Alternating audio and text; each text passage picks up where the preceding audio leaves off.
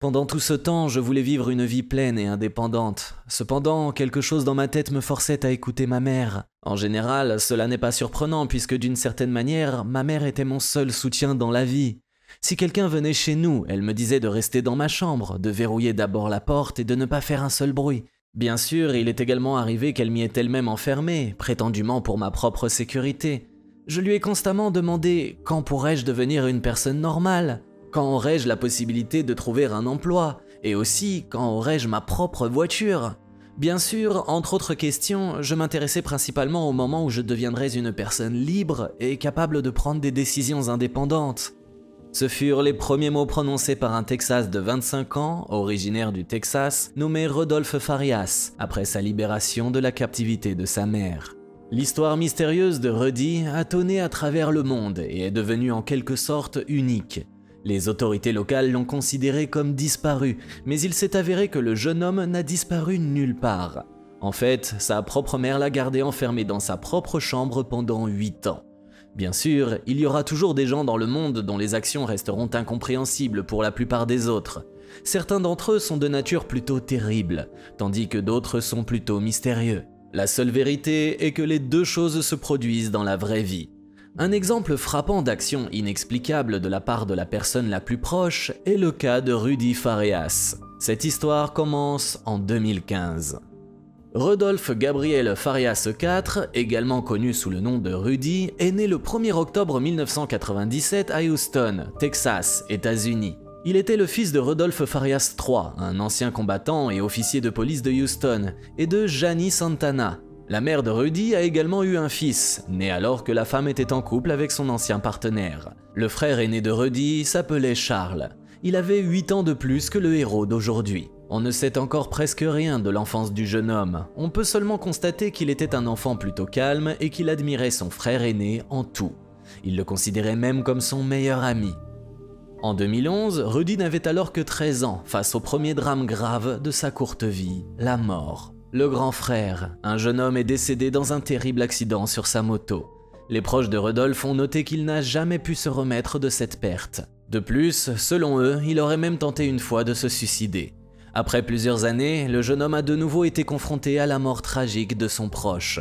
Cette fois, son père est décédé. L'homme n'a pas pu faire face à ses émotions après un licenciement scandaleux de la police et a personnellement causé des dégâts irréversibles à sa santé. Il s'est avéré que le père de Rudy et plusieurs de ses collègues ont participé à une série de manipulations frauduleuses liées à la falsification d'amendes pour excès de vitesse. Selon certaines informations, les 4 agents ont officiellement infligé plus de 5000 amendes, totalisant environ 350 000 $.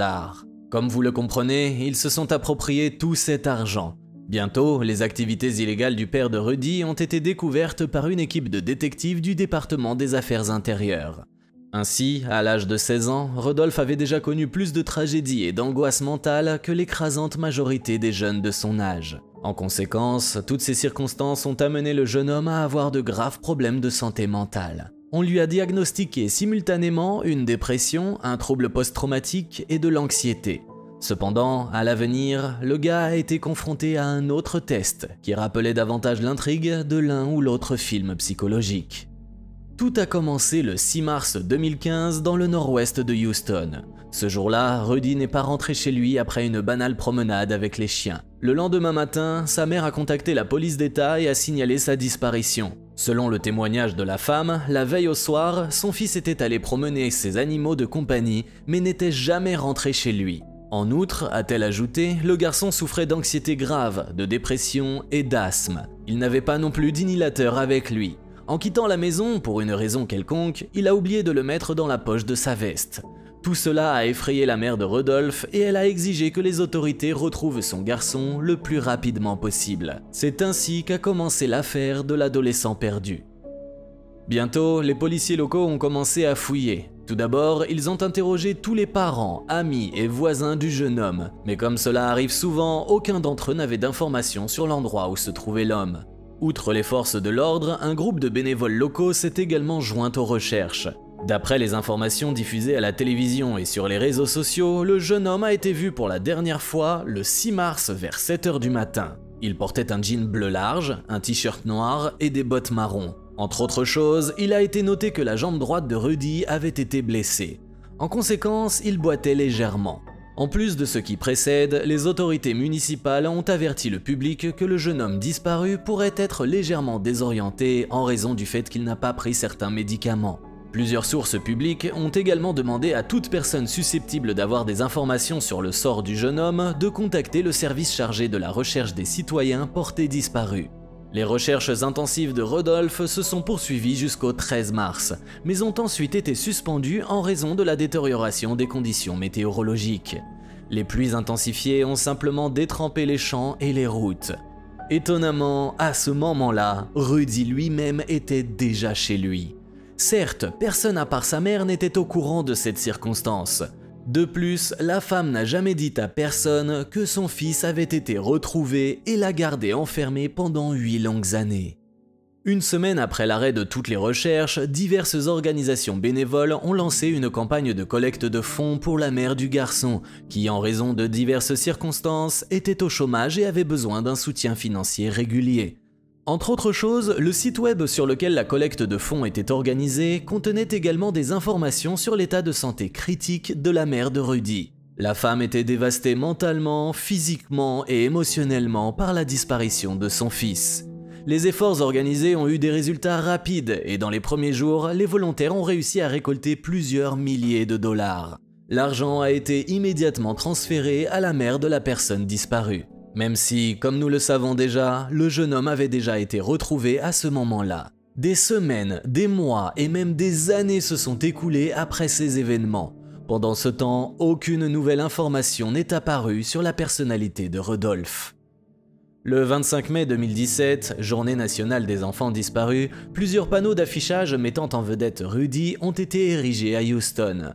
De cette manière, les autorités voulaient à nouveau attirer l'attention du public et tenter d'obtenir des indices permettant de retrouver le jeune homme. Dans le même temps, la mère de Rodolphe a accordé plusieurs nouvelles interviews aux représentants des médias. Dans ceux-ci, elle a demandé l'aide des citoyens locaux et a également parlé du stade où en était l'enquête sur la disparition de son fils. La femme a indiqué que les détectives travaillaient sur l'hypothèse que son fils aurait pu être enlevé par des trafiquants d'êtres humains qui l'auraient ensuite revendu à d'autres criminels.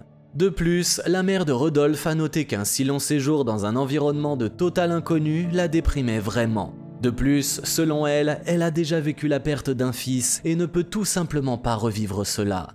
Depuis lors, plusieurs mois se sont écoulés sans aucune information sur le jeune homme qui était pendant tout ce temps sur le territoire de son propre domicile, comme s'il était en prison.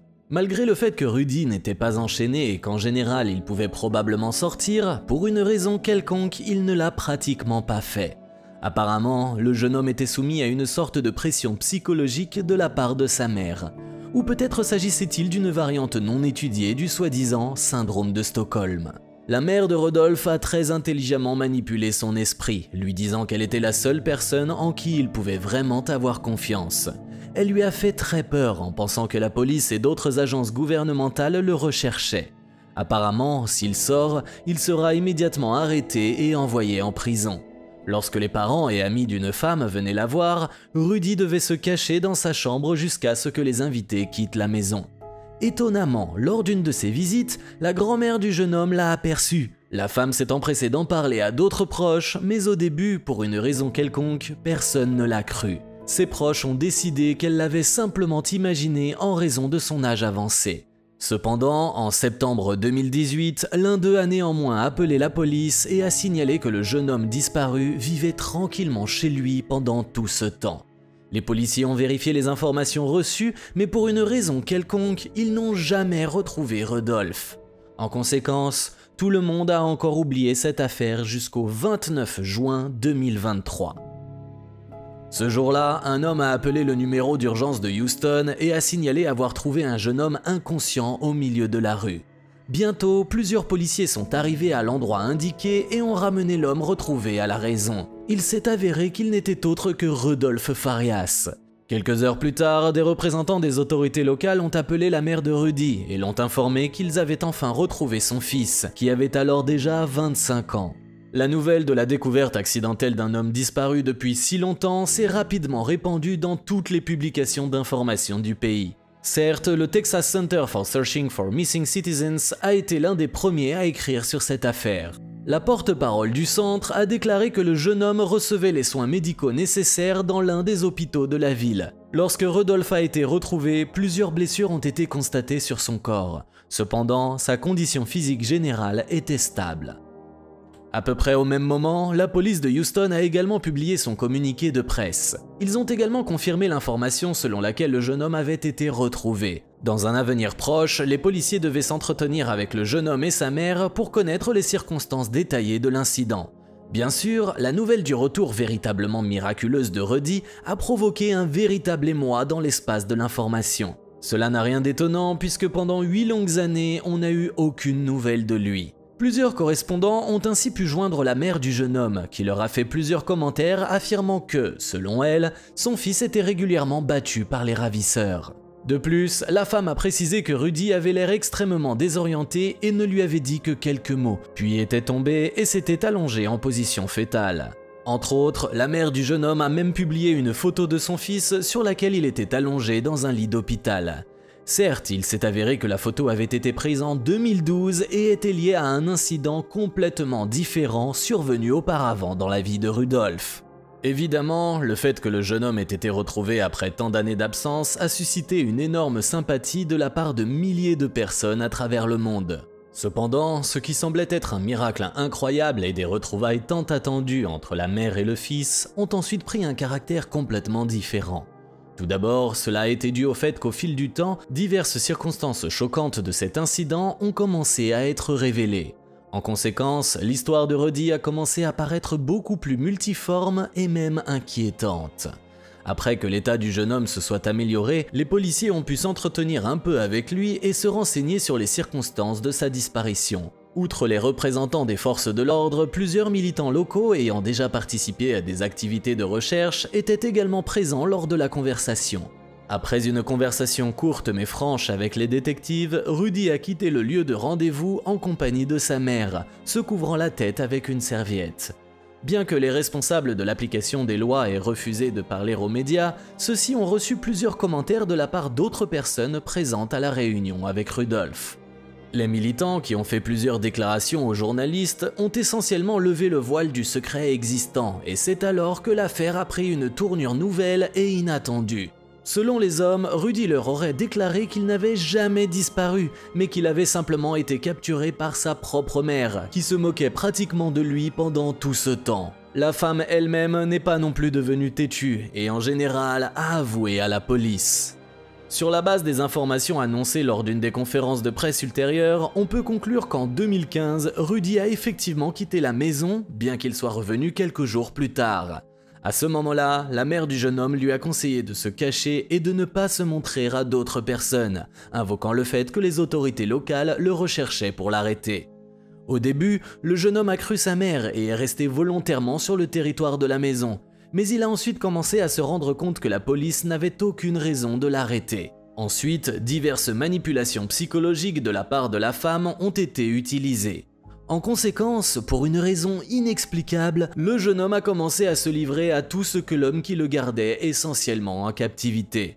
De plus, selon certaines informations, la mère de Rudolph l'aurait forcé à se faire passer pour son père et à coucher régulièrement avec elle alors qu'il était complètement nu. À la suite de ces allégations choquantes, les médias ont commencé à approfondir leurs recherches sur la famille Farias dans le but de découvrir autant de détails que possible sur l'histoire. Ils ont donc interrogé des amis proches et des voisins de la famille, et certains d'entre eux ont déclaré avoir observé le jeune homme à plusieurs reprises ces dernières années. Selon eux, de temps en temps, ils voyaient même Rudolph à proximité d'eux. Il serait venu jouer avec les enfants d'un des voisins. D'accord, il est étrange que le jeune homme ayant la possibilité de quitter la maison n'ait jamais tenté de demander de l'aide à la police. Depuis, la mère du garçon a pratiquement cessé de communiquer avec les représentants des médias. Elle a seulement déclaré que l'homme que les voisins auraient vu n'est pas son fils, mais son neveu, qui vivait chez elle depuis un certain temps. Elle a même partagé une photo de ce jeune homme et il s'est avéré qu'il ne ressemblait en rien à Rudy. Un autre voisin interrogé a déclaré qu'il avait également vu ce type ces dernières années. Selon lui, il a été extrêmement surpris par le fait que pendant tout ce temps, le jeune homme était considéré comme porté disparu. Quant aux circonstances du jour où Rudy a été découvert par la police, certaines sources affirment que cette fois, le jeune homme a fait une dernière tentative de fuite de chez lui. Les mêmes sources ont appris qu'au cours des dernières années précédentes, Rudolf avait tenté à plusieurs reprises d'entrer en contact avec les autorités en utilisant des noms fictifs, mais ses actions n'avaient abouti à aucun résultat. Cependant, on ne sait toujours pas exactement quels ont été ses contacts. De plus, il s'est avéré que le 5 août 2000, un garçon de 21 ans a obtenu une contravention en Caroline du Sud. Apparemment, les agents qui ont délivré cette contravention n'ont jamais réalisé que le fautif n'était autre que Rudy Farias. Apparemment, ce dernier, par peur devant les représentants de la loi, a prononcé le nom de quelqu'un d'autre. Après un certain temps, un policier du service des personnes disparues a pu parler face à face avec Rudolf. La conversation elle-même a eu lieu dans l'enceinte de l'un des hôtels de la ville et était de nature plutôt formelle. Selon le policier, lors d'une conversation avec lui, le jeune homme n'a jamais évoqué les faits d'un crime contre son intégrité sexuelle commis par sa propre mère. Peut-être que c'était tout simplement désagréable pour Rudolf d'en parler, même si l'officier pensait que le jeune homme n'en parlait pas parce que rien de tel ne lui était arrivé, contrairement à ses déclarations antérieures. À propos, des accusations ont été portées contre la mère de Rudy uniquement pour avoir mal informé la police en déclarant son fils disparu. Cette décision était due au fait que les autorités n'ont jamais pu établir que Rudy avait effectivement été victime d'une agression psychologique qui l'avait retenu dans les murs de la maison. Cependant, le chef de la police locale a averti la population qu'elle continuerait certainement à enquêter sur la mère du jeune homme. Cela signifiait que les autorités ne pouvaient pas exclure de porter d'autres accusations contre elle à l'avenir. En outre, il a été annoncé que des accusations pourraient être portées contre Rudolf lui-même, du moins si les détectives déterminaient qu'il était de connivence avec sa mère et qu'il est resté dans la maison de son plein gré. Au fil du temps, de plus en plus de questions ont émergé des personnes les plus simples, dont certaines ont pris une part active à la recherche de Rudolf et ont également aidé sa mère de toutes les manières possibles. En général, tous les citoyens concernés ont qualifié ce cas d'extrêmement étrange et inhabituel. Les représentants de l'organisation, sur la page de laquelle une collecte de fonds avait lieu en faveur de la mère du jeune homme, ont même publié une déclaration les informant que la femme était définitivement bloquée sur la plateforme et privée de toute possibilité de recevoir des prestations à l'avenir. Plus tard, le 7 juillet 2023, plusieurs militants se sont rendus à un rassemblement de protestation pour exiger que la femme soit punie pour ce qu'elle avait fait. Selon les manifestants, la mère de Rudolf a non seulement trompé les représentants de divers gouvernements et structures sociales, mais a également eu recours à une forme d'agression ciblée contre son fils.